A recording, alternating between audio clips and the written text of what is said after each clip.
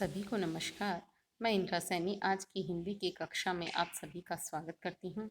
आज हम स्नातक द्वितीय वर्ष के लिए रीति काव्य के अंतर्गत जगन्नाथ दास रत्नाकर द्वारा रचित उद्धव शतक के कुछ पद पढ़ेंगे। पूर्व की कक्षा में भी हमने जगन्नाथ दास द्वारा रचित उद्धव शतक के कुछ पद पढ़े थे।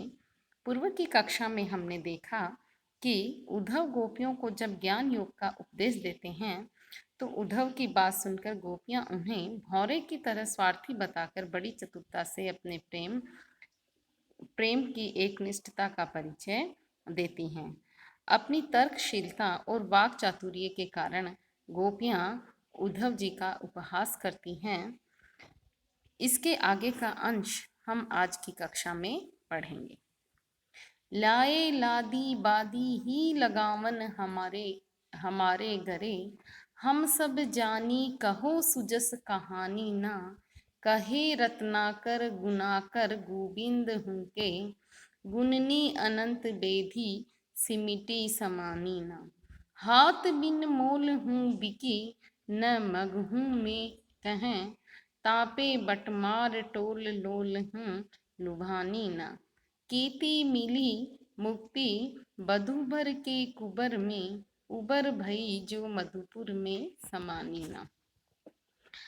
यहाँ उद्धव जी ने निर्गुण ब्रह्म तथा मुक्ति का उपदेश दिया तो गोपियां सुनकर उद्धव की उस बात का खंडन करती हैं।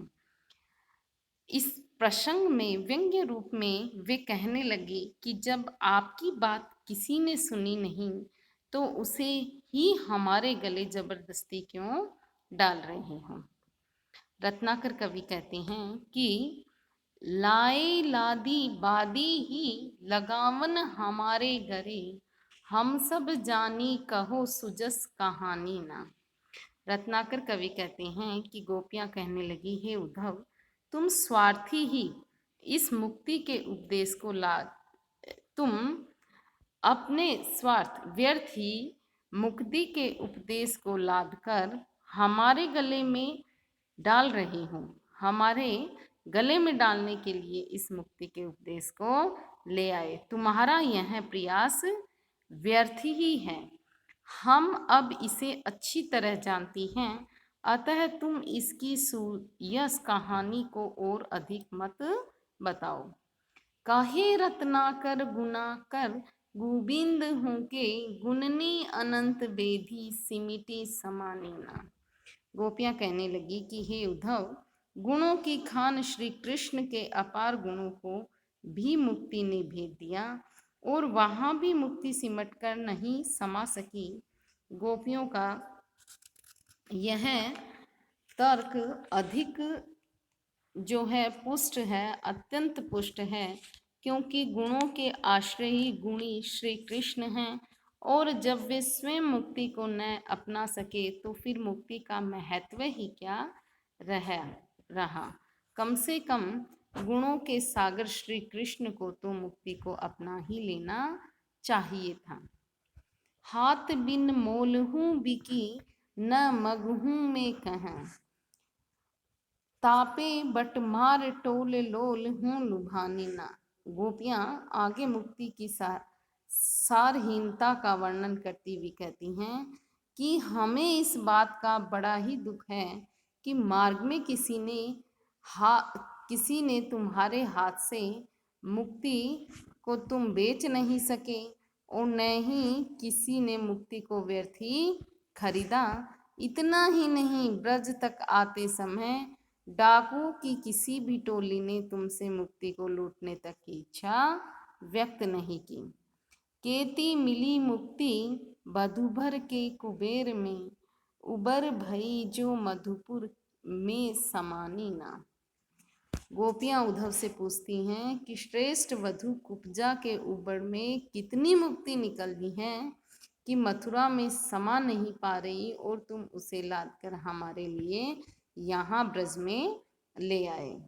यहाँ कुब्जा के प्रसंग में गोपियों के सोतिया डाह की अभिव्यक्ति हुई है। गोपियां सोचती हैं कि कुब्जा ने ही उद्धव को हमारे पास मुक्ति का उपदेश देने के लिए भेजा है ताकि हम कृष्ण के प्रेम से विरक्त हो जाएं और वह अकेली ही आनंद पूर्वक कृष्ण के प्रेम का उपभोग कर सके।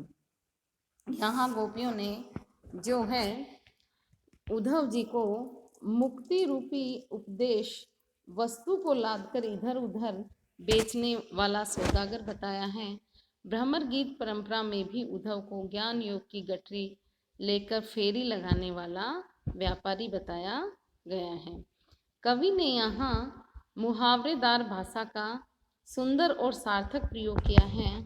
अनुप्रास, यमक और समासोक्ति अलंकार से काव्य पद को सजाया है। हम प्रत्यक्ष में प्रमाण अनुमानी नाम ही, तुम ब्रह्म भोर में भले ही बहिबो करो। कहे रत्नाकर गोविंद ध्यान धारे हम, तुम मन मानो ससा सींग गहिबो करो। देखती सो मानती हैं, सुधो न्याव जानती हैं। उधो तुम देखी हूँ, देख रहिबो करो। लखी ब्रज भूप अलख अरूप ब्रह्म, हम न कहेंगी तुम लाख कहिबो करो। यहाँ जो है उद्धव के निर्गुण निराकार ब्रह्म का खंडन करती हुई गोपियाँ कहती हैं कि हम तुम्हारे निराकार ब्रह्म को नहीं मानती, तुम्हारे ये सारे उपदेश हमारे लिए व्यर्थ हैं। कवि रत्नाकर कहते हैं कि हम प्रत्यक्ष में प्रमाण अनुमानी नाम ही, तुम ब्रह्म भोरे में भले ही बहिबो करो। कहे रत्नाकर गुबंद ध्यान धारे हम, तुम मनमाने ससा सींग गहिबो करो। यहाँ जो है रत्नाकर कवि कहते हैं कि गोपियाँ कहने लगी, हे उद्धव, हम प्रत्यक्ष प्रमाण के रहते किसी अनुमान प्रमाण की कल्पना नहीं कर सकती, अर्थात हमारे श्री कृष्ण तो प्रत्यक्ष दृष्टिगोचर हैं, अतः उन्हें छोड़कर निराकार ब्रह्म की कल्पना करना व्यर्थ है। कहे रत्नाकर गुबंद ध्यान धारे हम, तुम मन मानो ससा सींग गहिबो करो। हम तो सदा ही प्रियतम कृष्ण का ध्यान धारण करती हैं, तुम चाहे मन में कल्पित सियार या खरगोश के सींग की तरह मिथ्या कल्पना द्वारा अस्तित्वहीन ब्रह्म की कल्पना में डूबे रहो। देखती सो मानती हैं, सुधो न्याव जानती हैं। उधो तुम देखी हैं, देख रहिबो करो।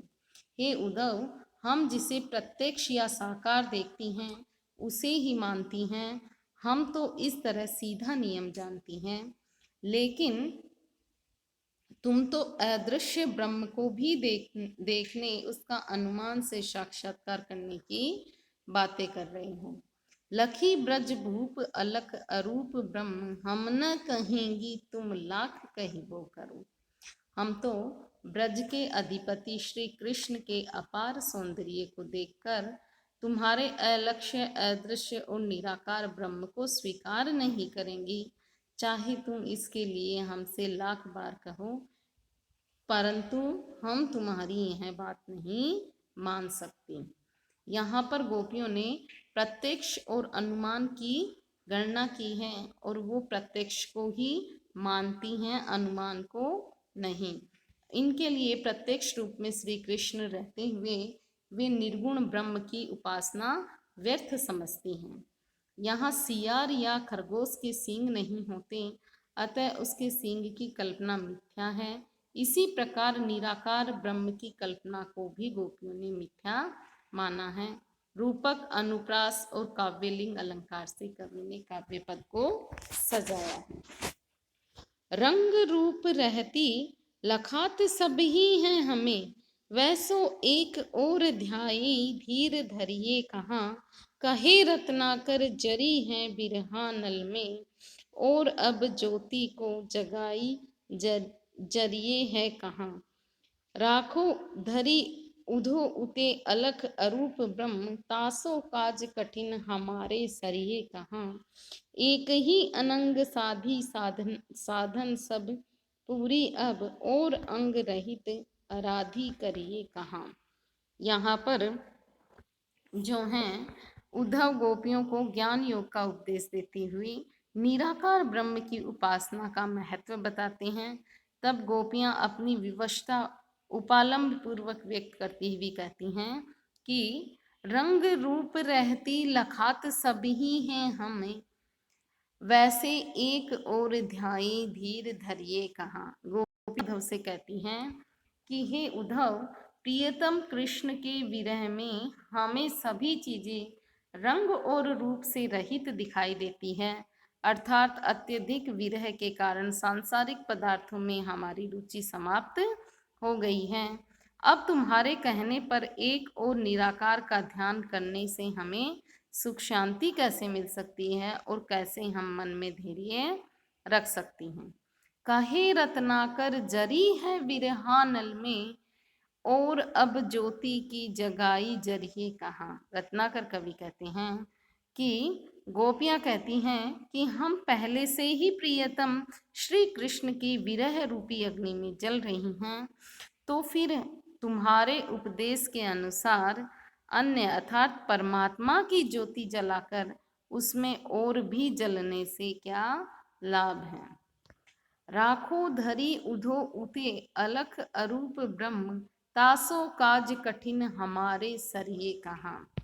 इसलिए हे उद्धव, तुम अपने अदृश्य निराकार परमात्मा को अपने पास ही रखो, क्योंकि उनसे हमारा यह कार्य कठिन सिद्ध होने वाला नहीं है। अर्थात निराकार ब्रह्म की उपासना करने से साकार प्रियतम की प्राप्ति असंभव है। एक ही अनग साधी साधन सब पूरी अब, और अंग रहित आराधी करिए कहाँ। गोपियां कहती हैं कि हम एक ही अनग से प्रेम करने पर अपना शरीर झुलसा चुकी हैं, अब अन्य अंग रहित की आराधना करने से क्या लाभ होगा। यहाँ गोपियों ने कृष्ण को अनग और परमात्मा को अंग रहित अर्थात निराकार बताकर विरोधाभास अलंकार का प्रयोग यहाँ कवि ने किया है। गोपियों के कथन में उक्ति चमत्कार चातुरता और दिग्धता दिखाई देती है। अनुप्रास वक्रोक्ति व्यतिरेक और काव्यलिंग अलंकार से कवि ने काव्य पद को सजाया है। संपूर्ण काव्य पद की भाषा ब्रज भाषा है, जो माधुर्य गुण से युक्त तथा भावों को स्पष्ट करने वाली है। यहाँ कवि ने कवित छंद में पद रचना की है। वियोग श्रृंगार रस से युक्त ये पद हैं। आज की कक्षा के लिए इतना ही। इसके आगे का अंश हम अगली कक्षा में पढ़ेंगे। धन्यवाद।